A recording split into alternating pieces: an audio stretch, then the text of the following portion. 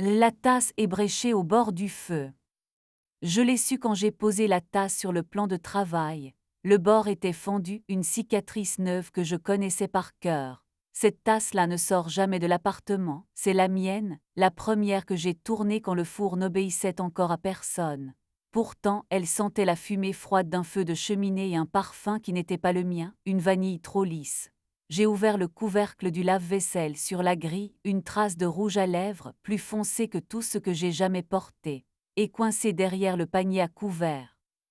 Et tu es rentré, a crié Paul depuis le salon, la voix de celui qui ne croit pas aux preuves tant qu'elles n'ont pas prononcé son nom. Oh oui, ai-je répondu, j'ai eu froid à l'atelier, le four a décidé d'être capricieux. T'es toujours trop gentil avec lui, ton four, a-t-il plaisanté. Je m'appelle Anna, 37 ans, céramiste. Je passe mes journées à convaincre de la terre qu'elle peut devenir tasse, bol, vase et quand j'y arrive, c'est de la musique qui ne fait pas de bruit. Paul a 40 ans, photographe pour des particuliers qui veulent garder le jour où ils étaient le plus beaux. Nous avons un appartement au 4e sans ascenseur, un balcon qui regarde la ville comme on regarde un visage aimé, et des étagères qui ploient sous les livres et les plantes. On se raconte souvent qu'on a eu de la chance, et c'est vrai et qu'on l'entretient.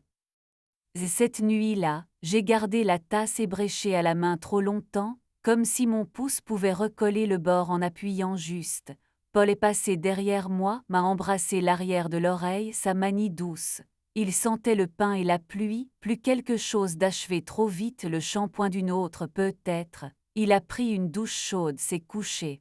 J'ai lavé la tasse à la main lentement. J'entendais nos murs respirer. Le matin, j'ai glissé le ticket d'autoroute dans le tiroir où s'endorment les choses qu'on ne sait pas encore nommer. J'ai enfilé ma veste tachée d'argile, j'ai attrapé le trousseau de clés, et je suis sortie sans claquer la porte. Au bout de la rue l'atelier. Odeur de terre humide, de métal et de farine, parce que dans l'atelier d'à côté on cuit des brioches comme si la douceur était un langage. Mon four massif, silencieux, somnolait. Je l'ai ouvert un rien, un souffle brûlant m'a caressé le front.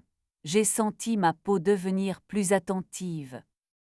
Et il n'obéit qu'à toi, tu sais, a dit une voix derrière moi. Et c'était Noé, le voisin de l'atelier de menuiserie.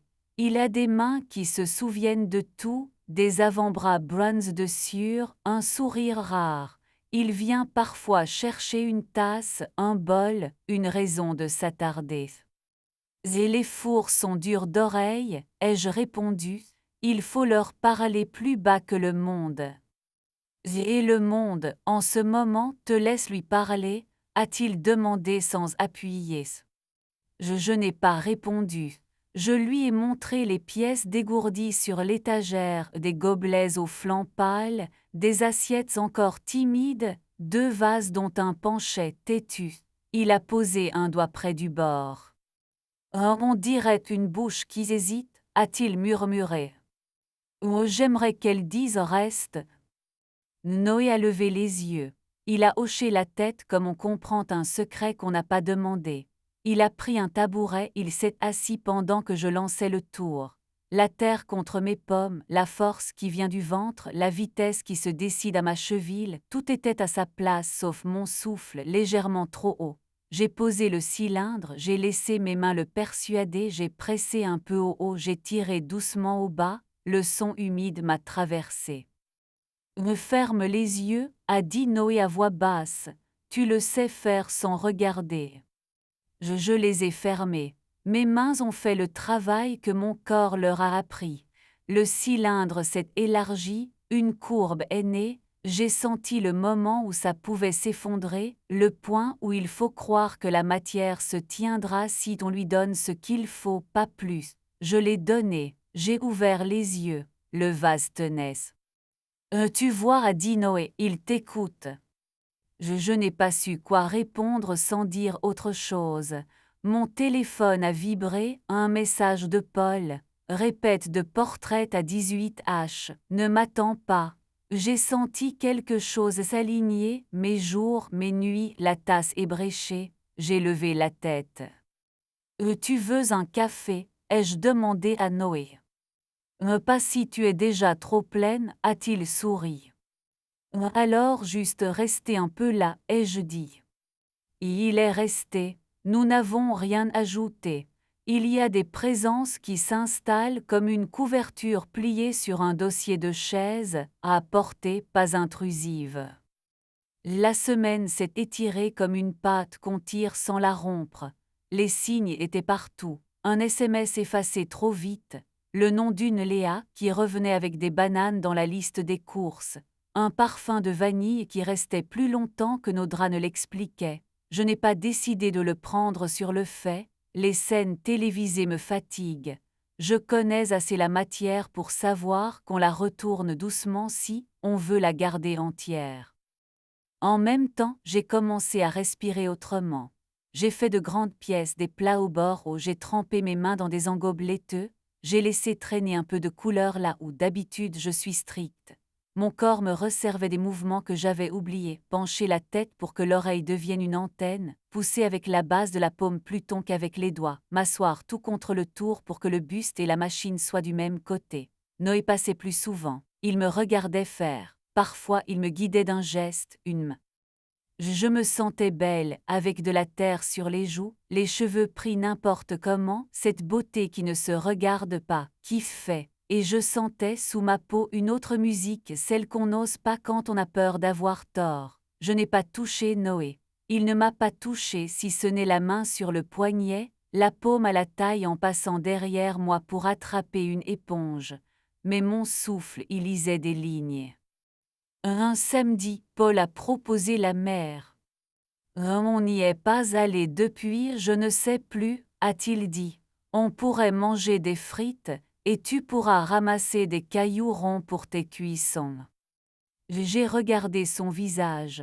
Il avait cette gentillesse urgente de ceux qui savent qu'ils ont déplacé une pièce qu'il faudra remettre. J'ai dit oui. Nous avons roulé jusqu'à la plage de Kersidan. Le ciel était bas, la mer lourde, l'air sentait l'algue et la rouille. Nous avons marché longtemps sans parler.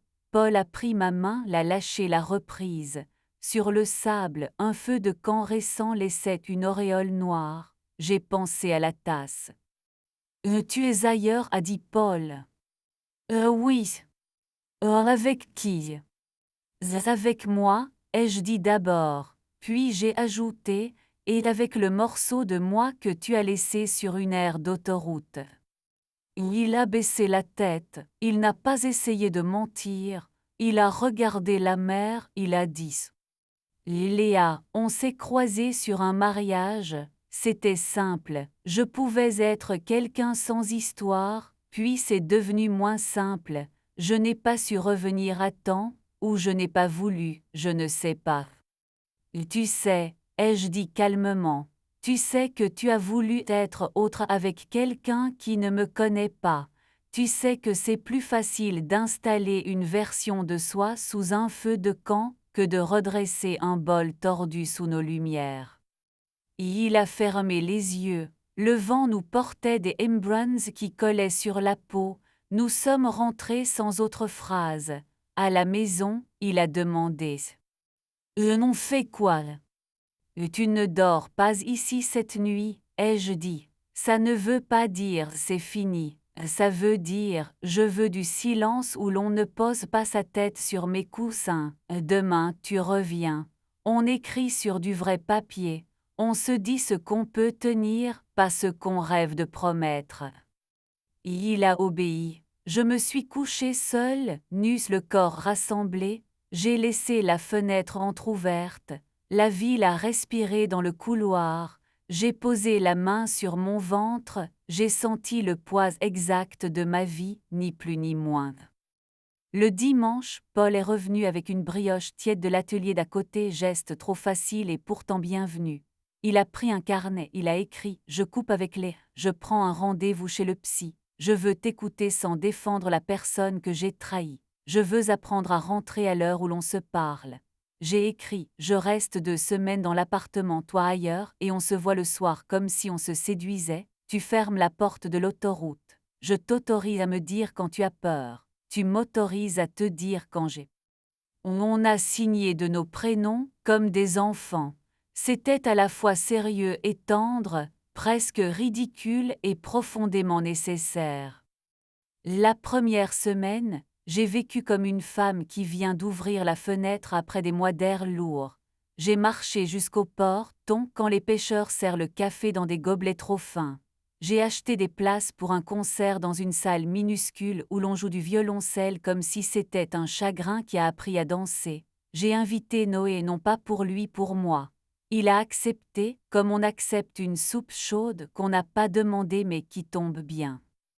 Le soir du concert, j'ai mis la robe bleu nuit qui me fait des épaules droites et une nuque à laquelle les courants d'air parlent. Noé m'attendait devant la salle. Il avait une chemise claire et ce geste de n'oser pas trop avancer. Nous nous sommes assis. Le musicien a frôlé les cordes et tout a pris du relief. À un moment, le morceau s'est fait plus grave, plus lent. Noé s'est penché un peu, sa main a trouvé la mienne sur l'accoudoir, pas un enlacement, un contact de paix. Je n'ai pas retiré. À la sortie, il a dit « Et je ne veux pas être le bruit dans tes pas, je veux être la rue qui te laisse marcher droit. Je reste rue et je souris, et marche un peu avec moi. » Nous avons fait 2 tours du quartier, il m'a raccompagné au pied de l'immeuble, il ne m'a pas embrassé, il a touché mon poignet du bout des doigts, il a dit « Bonne nuit, Anna ». J'ai eu envie de pleurer, pas de tristesse, de reconnaissance. Pendant ce temps, Paul envoyait des messages sobres. Je suis allé au rendez-vous. J'ai rêvé que je montais à l'atelier et que le four me brûlait. Je t'ai acheté des amandes parce que tu les piques toujours à la main. Les choses se disposaient. La deuxième semaine a décidé de m'enseigner l'érotisme sans théâtre. À l'atelier, j'ai fait glisser un engobe blanc sur un bol et sans me l'expliquer, j'ai trempé mes doigts dedans, j'ai passé la paume sur ma clavicule, j'ai senti la fraîcheur avec une intensité neuve. Noé de l'autre côté sied une planche. Le bruit s'est arrêté. Il m'a vu. Nous nous sommes regardés sans honte, sans promesse. Il est revenu à sa scie. J'ai rincé mon cou, j'ai séché ma peau. J'ai ri toute seule. Je m'étais séduite avec du liquide de terre et rien d'autre. Le soir, Paul est revenu, exactement au jour dit. Il avait l'air d'avoir grandi de 2 centimètres et d'être plus léger de 10 kilos. Il a posé sa clé sur la table, pas par théâtre, par respect. Et je ne promets pas que je ne retomberai pas dans des trous, a-t-il dit. Je promets de dire j'ai la pelle en main avant de creuser. Et dis-le-moi, ai-je répondu, et ne me fais pas porter le seau. Il a souri. Nous avons fait la cuisine ensemble. Les gestes revenus étaient plus silencieux. La cuisine a retrouvé son bruit de fourchette contre bol, pas de pieds qui s'en vont en loose dé. Après le repas, il a proposé « On va sur le balcon ». La nuit, la ville exhalait sa chaleur, nous nous sommes assis. Il a posé sa main sur mon genou, j'ai laissé. Il a glissé ses doigts un peu comme on demande je peux sans parler. Je me suis tournée vers lui, j'ai posé ma main derrière sa tête, nos bouches se sont retrouvées. Ce n'était ni une réparation ni une punition, c'était un salut. Nous nous sommes levés, nous sommes allés vers la chambre. Je l'ai arrêté avant le seuil. Doucement ai-je dit. Il a hoché la tête. Nous avons enlevé nos vêtements sans hâte, pas comme un cadeau à déchirer, comme une table à mettre. Sa main a glissé sur mon ventre, la mienne a retrouvé la courbe de ses omoplates. Il m'a embrassé au creux de la clavicule. J'ai senti un courant électrique qui était moins une décharge qu'une invitation. Il a attendu, je me suis assise sur lui, nous avons pris notre temps. À un moment, il a fermé les yeux et j'ai posé la paume sur son cœur. Reste, ai-je murmuré à lui à moi, à la phrase qu'on disait depuis des. Les jours ont continué, non pas comme avant, mais avec un avant dans lequel on avait osé allumer. Noé a continué de passer. J'ai continué de le laisser exister juste à la distance qui me faisait du bien. Une fin d'après-midi, il a posé sur mon plan de travail un petit objet en bois, un sifflet à oiseau lisse simple. Pour quand tu as besoin d'un son qui n'appartient pas aux humains, a-t-il dit. Merci ai-je répondu, et merci d'avoir su quand ne pas me toucher. Il a souri, il a levé une main, un signe, il est parti. Paul m'a montré un message qu'il avait écrit à Léa sans me le cacher, je m'arrête là. Ce n'est pas pour revenir à ce que j'étais, c'est pour continuer à être avec celle que j'ai choisie il y a longtemps. Ce que tu m'as fait sentir était réel, ce que j'ai à tenir est ailleurs. Elle lui a répondu de compris, bonne lumière. Il m'a lu sa réponse. Je n'ai pas applaudi, je l'ai regardé pleinement.